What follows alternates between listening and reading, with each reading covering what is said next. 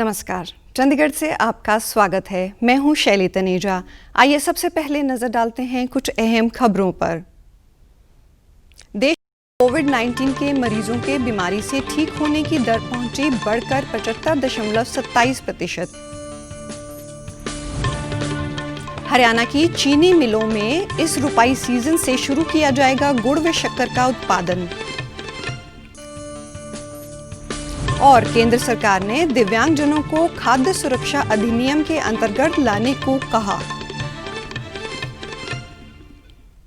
अब समाचार विस्तार से। केंद्रीय स्वास्थ्य मंत्रालय का कहना है कि देश में कोविड-19 के मरीजों के स्वस्थ होने की दर बढ़कर 75.27% हो गई है। पिछले 24 घंटे में 57,469 कोविड मरीज उपचार के बाद स्वस्थ हुए हैं। अब तक कुल 23,38,000 से अधिक मरीज स्वस्थ हुए हैं। मंत्रालय का कहना है कि बीमारी को मात देकर स्वस्थ होने वाले मरीजों की संख्या एक्टिव मामलों से 3 गुना अधिक है। देश में कोविड-19 से मरने वाले लोगों 1.85% है, जो कि विश्व के आंकड़ों के अनुसार बहुत कम है। भारतीय आयुर्विज्ञान अनुसंधान परिषद ICMR के अनुसार पिछले 24 घंटों में कोविड-19 की जांच के लिए 6 लाख से अधिक टेस्ट किए गए। अब तक कुल 3,59,00,000 से अधिक नमूने लिए जा चुके हैं। इस समय देश भर में 984 सरकारी प्रयोगशालाओं में और 536 निजी प्रयोगशालाओं में कोविड-19 की बीमारी के लिए टेस्ट किए जा रहे हैं। है कि कल एक दिन में कोविड-19 से संक्रमित 61,408 नए मरीज सामने आए। अब तक देश में कुल 31,06,348 संक्रमित मामले सामने आ चुके हैं, जबकि देश भर में 57,542 लोगों की मृत्यु इस बीमारी से हुई है। इस समय देश में 7,10,771 बीमारी के एक्टिव मामले हैं। चंडीगढ़ में कल कोरोना संक्रमण के नए 142 मामले सामने आने के बाद शहर में कोरोना एक्टिव मरीजों की संख्या 1,387 हो गई है तथा अब तक शहर में मिले ऐसे मामलों का आंकड़ा बढ़कर 2,918 हो गया है। देश में कल 4 कोरोना संक्रमित अन्य मरीजों की मृत्यु भी हुई है, जिनमें एक 21 माह की बच्ची, 68 वर्षीय बुजुर्ग, 70 वर्षीय बुजुर्ग महिला तथा 64 वर्षीय अन्य बुजुर्ग महिला शामिल है। बच्चे की PGI में अनीमिया, ट्यूमर तथा किडनी में दिक्कत के इलाज के दौरान मृत्यु हुई। कोरोना संक्रमित भी थी और बाकी 4 बुजुर्ग कई तरह की अन्य बीमारियों से भी ग्रस्त थे। चंडीगढ़ में कुल 1492 कोरोना संक्रमित ठीक हो चुके हैं। उधर शहर में वित्त सचिव अजय कुमार सिन्हा भी कोरोना संक्रमित पाए गए हैं। प्रशासन की ओर से नए मिल रहे मरीज के संपर्क में आए लोगों की पहचान कर उन्हें क्वारंटीन किया जा रहा है तथा बड़े स्तर पर टेस्ट भी किए जा रहे हैं। शनिवार को भी शहर के विभिन्न क्षेत्रों से 145 मामले सामने आए थे। मिले 141 मामलों के कारण प्रशासन चिंतित है। प्रशासन तथा स्वास्थ्य विभाग स्थिति को काबू करने तथा संक्रमण की श्रृंखला को तोड़ने के लिए कोशिश कर रहा है।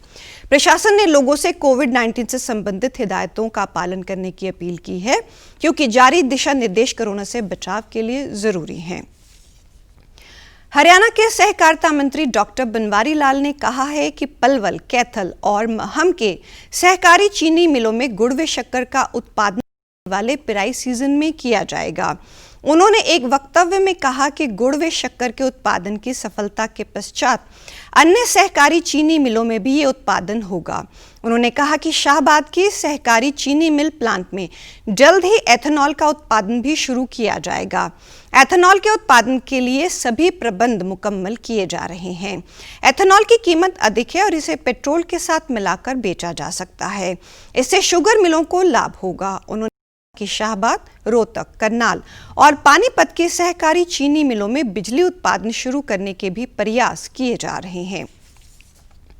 पंजाब के आवास निर्माण और शहरी विकास विभाग ने SES नगर मोहाली निवासियों को नहरी पानी की सप्लाई देने का फैसला किया है, ताकि भूजल और सतही पानी के सभ्य प्रयोग को यकीनी बनाया जा सके। आवास निर्माण और शहरी विकास विभाग के एक प्रवक्ता ने बताया कि गमाडा की तरफ से मोहाली में नहरी पानी की आपूर्ति पाइपलाइन बिछाई जा रही है। इस कार्य के लिए 60 करोड़ रुपए खर्च किए जा रहे हैं। पानी की उपलब्धता को ध्यान में रखते हुए फेज 1 में ये पाइपलाइन सेक्टर 66 तक बिछाई जाएगी। इसके बाद फेज 2 में ये पाइपलाइन का एरोसिटी और IT सिटी तक विस्तार किया जाएगा। प्रवक्ता ने बताया कि फेज 1 का कार्य अगले वर्ष फरवरी तक पूरा हो जाएगा। अब तक 20% कार्य मुकम्मल कर लिया गया है। उन्होंने कहा कि इस कार्य के मुकम्मल होने पर मोहाली को MGD और पानी मिलेगा। ये pipeline Sahpur water treatment plant से शुरू होगी। फेज 1 में 17 किलोमीटर और फेज 2 में 20 किलोमीटर पाइपलाइन बिछाई जानी है। केंद्र सरकार ने राज्यों और केंद्र शासित प्रदेशों को पत्र लिखकर सभी पात्र दिव्यांगजनों को राष्ट्रीय खाद्य सुरक्षा अधिनियम 2013 के अंतर्गत लाने को कहा है। खाद्य और सार्वजनिक वितरण विभाग के सभी राज्यों और केंद्र शासित प्रदेशों से कहा है कि सभी दिव्यांगजनों को राष्ट्रीय खाद्य सुरक्षा कानून और प्रधानमंत्री गरीब कल्याण योजना के तहत निर्धारित कोटे का खाद्यान्न उपलब्ध करवाया जाए। जिन लोगों को इस योजना के अंतर्गत अब तक शामिल नहीं किया गया, उनके लिए पात्रता के आधार पर नए राशन कार्ड बनाए जाएं।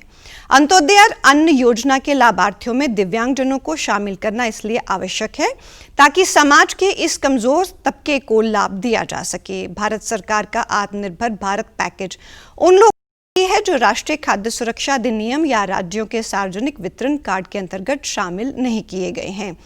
आत्मनिर्भर भारत पैकेज में उन दिव्यांगजनों को भी लाभ मिलेगा जिनके पास राशन कार्ड नहीं है। ये योजना 31 अगस्त को समाप्त हो रही है और इससे पहले सरकार का प्रयास है कि सभी पात्र दिव्यांगजन इसका लाभ ले सकें। इस वर्ष मई में शुरू की गई यह योजना दिव्यांगजनों सहित उन सभी लाभार्थियों के लिए भी है जिनके पास राशन कार्ड नहीं थे। इस दौर में जब बहुत से लोग निराश हो रहे थे, तब चंडीगढ़ के इस दंपति ने कहानियों के माध्यम से लोगों के अंदर सकारात्मकता का संचार किया। देखिए गुड न्यूज चंडीगढ़ की एक खास रिपोर्ट। कहानी सुनना छोटे बच्चों से लेकर किसी भी उम्र के व्यक्ति को अच्छा लगता है। किसी भी घटना का मनोरंजन से भरा चित्रण करना ही कहानी लेखन कहलाता है। आज मिलते हैं चंडीगढ़ के एक दंपति से जिन्होंने कोरोना काल में अपनी प्रेरणादायक कहानी लोगों को प्रेरित किया और इस मुश्किल घड़ी में मनोरंजन के साथ साथ उनका मनोबल भी बढ़ाया। प्रिया और संजय टंडन अपनी किताबों सनरेज सीरीज से जुड़ी कहानियों को इन दिनों वीडियोस के माध्यम से लोगों के साथ साझा कर रहे हैं।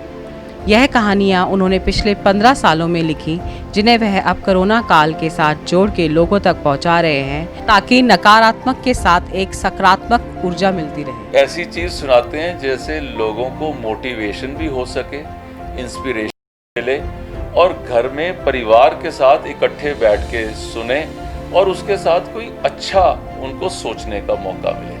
यह प्रेरणादायक कहानियां लगभग सभी विषयों और अवसर पर आधारित हैं ताकि लोग उनको अपनी रोजमर्रा की जिंदगी के साथ जोड़ सकें और ज्यादा से ज्यादा फायदा उठा सकें। आप अपने बच्चों को अच्छे वैल्यू सिखाने के लिए कुछ टाइम लगाओ and there is no better way to teach a child something than a story. जैसे हम लोग बचपन में जो कहानियाँ पढ़ी वो हमें अब भी याद है। प्रिया टंडन पेंटर होने के साथ साथ लोगों तक यह मोटिवेशनल कहानियां ना ही सिर्फ वीडियोस और किताबों के माध्यम से पहुंचाना चाहती हैं, बल्कि जल्द ही वह यह प्रेरणा स्रोत कहानियां पॉडकास्ट में भी उपलब्ध करवाएंगी। नेक्स्ट प्लान ये कर रही हूँ कि स्टोरी टेलिंग जो है ना, बुक रीडिंग स्टोरीज़ की, वो पॉडकास्ट के ज़रिए शायद अगले हफ्ते 10 दिन तक उसको भी लॉन्च करने का प्लान कर रहे हैं। संजय टंडन, जो कि पेशे से एक बिजनेसमैन है, ने बताया कि कोरोना वायरस के इस जंग में जहां हर व्यक्ति कहीं ना कहीं मायूस और असहाय महसूस करता है, वहीं उनकी कोशिश रही कि इन कहानियों के माध्यम से वह लोगों का मनोबल बढ़ाएं और उनको अपने आसपास के लोगों की मदद करने के लिए प्रेरित करें। इन कहानियों का वीडियोस बनाने में टंडन के पूरे परिवार का योगदान रहा। उनकी बहुएं उमंग और साई वंगमई ने वीडियोग्राफी और एडिटिंग की कमान संभाली, तो संगीत की धुनें और संकलन करने में बेटों ने मदद की। इन कहानियों के साथ साथ प्रिया टंडन ने कोरोना से करुणा तक एक गीत भी लिखा, जिसका वीडियो म्यूजिक भी परिवार ने ही तैयार किया। यह गाना ऑल इंडिया रेडियो में भी चला। आओ मिलकर ज्योति जलाएं, धरती अंबर पवन को मनाएं।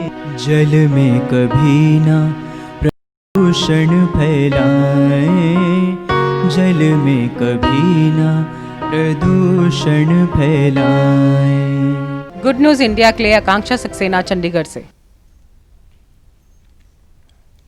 राष्ट्र आज पूर्व वित्त मंत्री अरुण जेटली को उनकी पहली पुण्यतिथि पर श्रद्धांजलि अर्पित कर रहा है। सरकार उन्हें उनके द्वारा राष्ट्र निर्माण और वित्त मंत्री के तौर पर किए गए कार्यों के लिए याद कर रही है।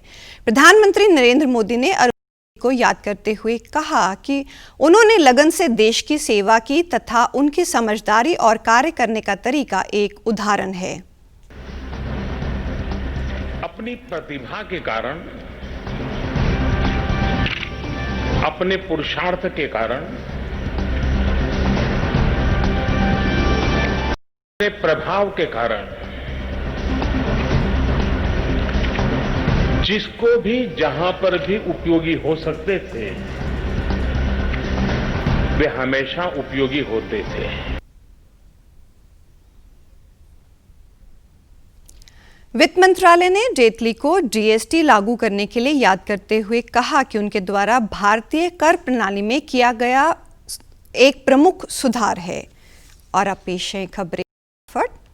उपराष्ट्रपति ने महिला सशक्तिकरण के लिए राष्ट्रीय आंदोलन चलाने का किया आह्वान। और आप हमारे समाचार YouTube channel DD News Chandigarh, Facebook DD News Chandigarh और Twitter handle DD News CHT पर भी देख सकते हैं। इसी के साथ चंडीगढ़ से समाचारों का सिलसिला समाप्त होता है। नमस्कार।